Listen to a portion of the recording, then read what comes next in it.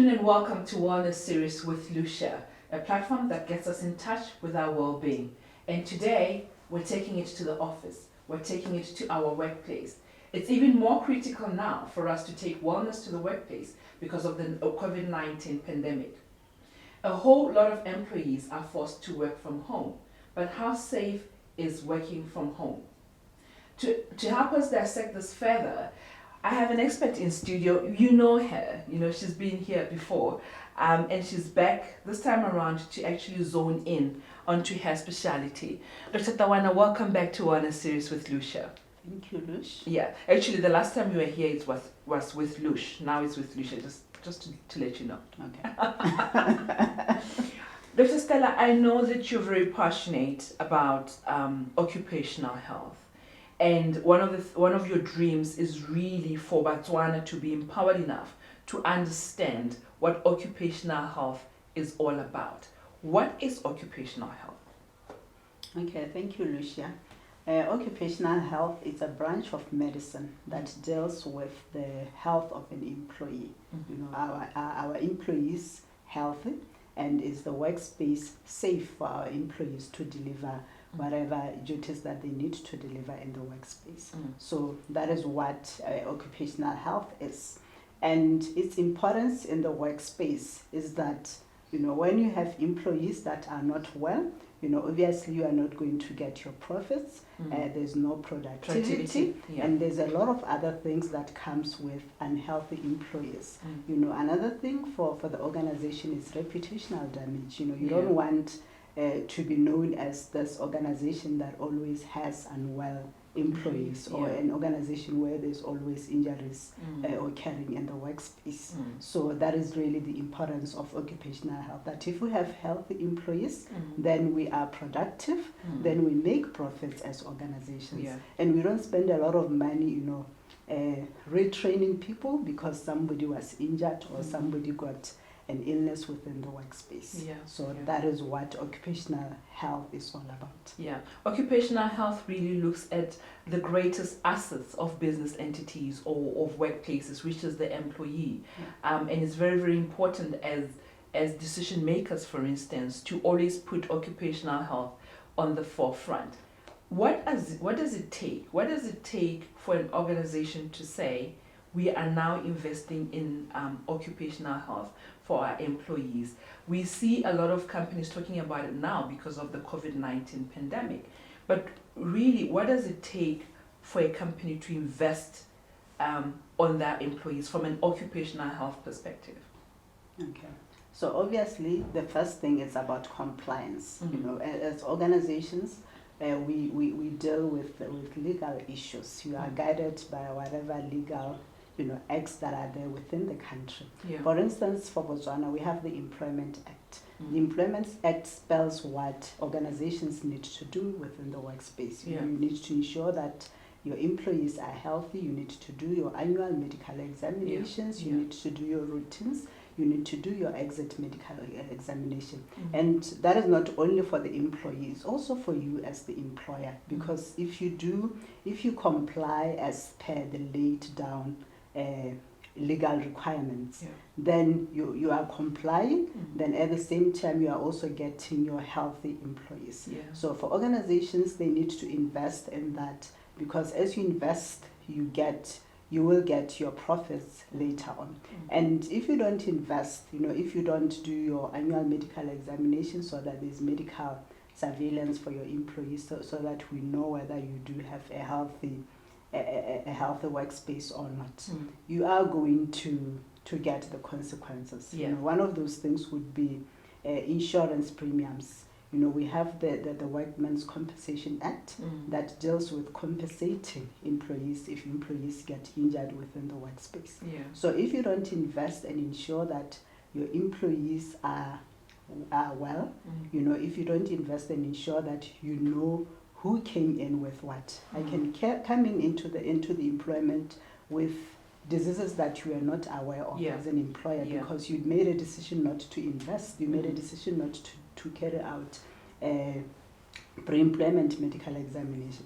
Then tomorrow I can try and get compensation from you. Yeah, and say that whatever disease you got it from that. Yeah, and that means the company then will spend more money. The company then will spend more money, and as more people get to be compensated, then the insurer again will now charge you more money. They will increase the premiums. So you are going to lose as an employer.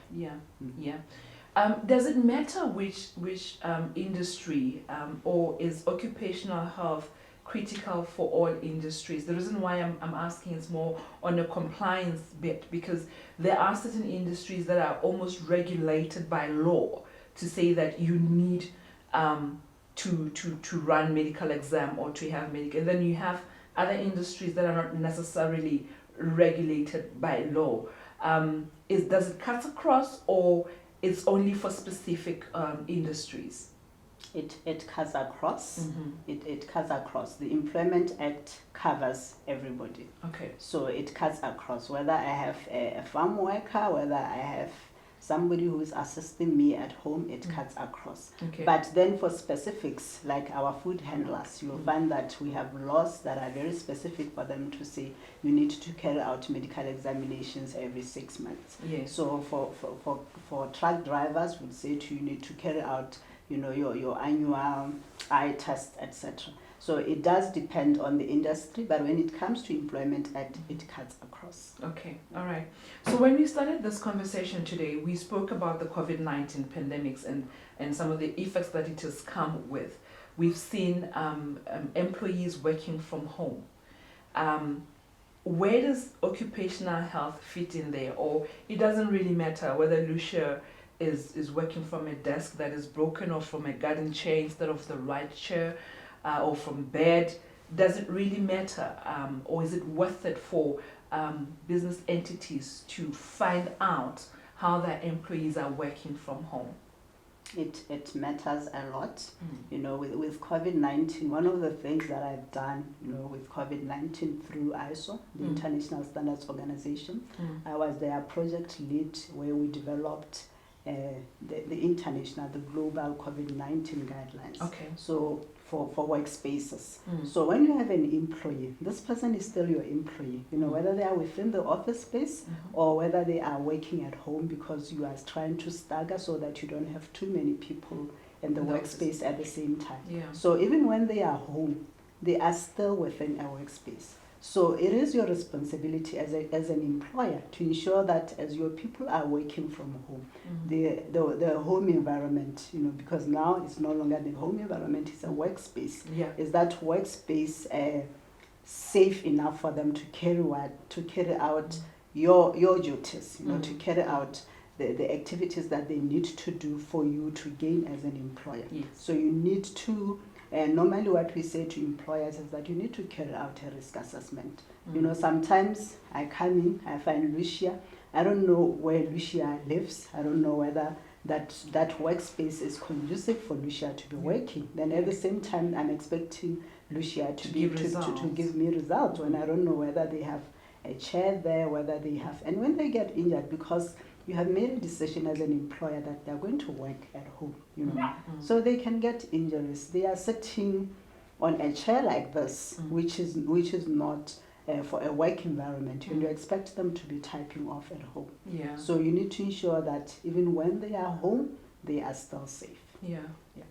I think that is really very, very important. Are there any other COVID-19 protocols? I know we referred from working from home, relating it to COVID-19, but are there any other protocols that you'd like to share from an office point of view that employers out there and decision makers need to be aware of in case they're not? Okay. No, one of the things that we sort of forget, and we have seen a lot of it, is the psychosocial impact of COVID-19. Suddenly you have somebody who is working at home, they are alone. Normally they have colleagues, they can chat to somebody. If they have a technical issue, they can just call the IT guy who comes in and assists them. Now they are alone at home. They have nobody to talk to, or kids are running around when they are trying to be productive. So that the psychosocial support is very important for employers to ensure that there are people are mentally healthy. Yeah. So those are some of the sort of protocols that are out there, that let's just ensure that we support our employees. And now with issues of vaccinations coming through, where we when you look at the legal the acts that we have within the country, nothing forces an employee to be vaccinated, but we want our employees to be vaccinated, Yes. for the greater good, so that Yeah. everybody is protected. So those some of the things that employers need to be aware of, that with their vaccinations, people need to be vaccinated. If somebody says, I don't want to be vaccinated, what do you have within your conditions of service as the employer that can also protect you tomorrow?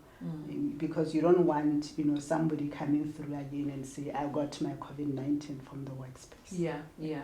Just pay me because I've got COVID-19. Yes, exactly.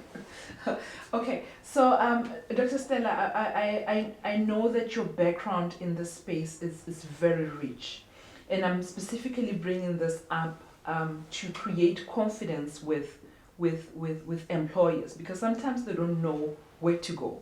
They don't know the difference between an occupational health specialist and maybe an occupational health practitioner. Yes. Can you just give us the differences, just so that we enhance that confidence in employers? And I believe we have enough time. You can just take us through your own background, because you mentioned earlier on that you worked with ISO globally. I know that you have a few accreditations also behind your name. And the whole purpose of this really is to give assurance out there that we have specialists in our own country, and it is probably now the time for you to invest on occupational health. Okay. Yeah. So as I started, when we started, I said occupational health, occupational medicine is a branch of medicine where you have to specialize. So when it comes to health issues, we usually utilize doctors that would have been trained with primary degree as doctors. Then from there you need to go and specialize. And for you to get, because sometimes we sort of confuse, somebody is a practitioner because they do have passion in occupational health, and somebody has been trained. And when you get to be trained, you need to have been registered with Botswana Health Professions Council, because that is our the body that regulates us. So you need to have been registered specifically for that. Okay. If I can't say I'm a pediatrician, because I can see kids. Somebody went to school, they got to be trained to look after children, and they have that accreditation. They have their card with the Botswana Health Professions Council that shows that somebody is specialized in the field. Okay. So that's what we do as occupational health. Then some of the things that we sometimes do, we spoke of ISO. With ISO, we have our BOPs here, Botswana Bureau of Standards, that look into some workspace activities. They also look at different standards. So through BOPs, you can get to be accredited, certified as an organization within occupational health and safety management system. Some employers would probably be aware of our ISO 45001. That is an occupational health and safety management system. Okay. And I am an internal auditor for that specific standard. Yeah. Okay. Yeah. Okay. Wow. And I hope that has brought a little bit of assurance to employers out there. So in closing, Dr. Stella, because I think there's a lot of occupational issues that are currently happening, we'll probably take the whole day to discuss them.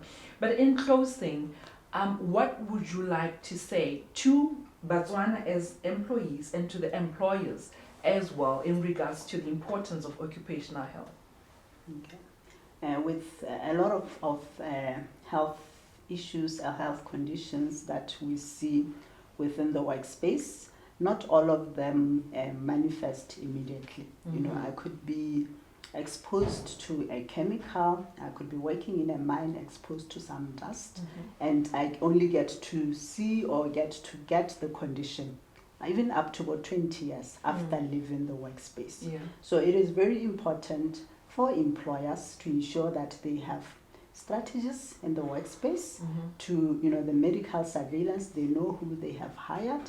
They do their annual medical examinations. But also the employees, they also need to know that I could be having something now 20 years later that has been caused by something that I was exposed to in the workspace. Yeah. And as an employer, if you don't put in strategies, it's going to be very difficult for you to say, no, this person did not get this thing from the workspace. Just for an example, back issues, because sometimes we don't invest, we don't buy proper chairs in the workspace. If I come in tomorrow and say, I got my back injury or my back pains, they are from the workspace. Maybe it's because I'm aging, it's from some arthritis or something else. But because my employer hasn't been doing, medical surveillance, there's nothing in the workspace, I can just pin them down and say, whatever I have right now, I got it from the workspace. Yeah. So it is very important as employers to put in place strategies to protect ourselves and to protect our employees. Wow. Thank you very much for sharing that information with us and shedding light into the space of occupational health, Dr. Stella. Thank you for having me. You're welcome. And I hope that at home, as an employer and as an employee, you are empowered, or you've got a slight light now onto what needs to be done. As an employer, find time to invest in occupational health, because not only is it beneficial to you, it is also beneficial to your employee. From me, Lucia Malebati, thank you very much for joining us today. Do join me again next week, Wednesday, for another beautiful episode of Wellness Series with Lucia.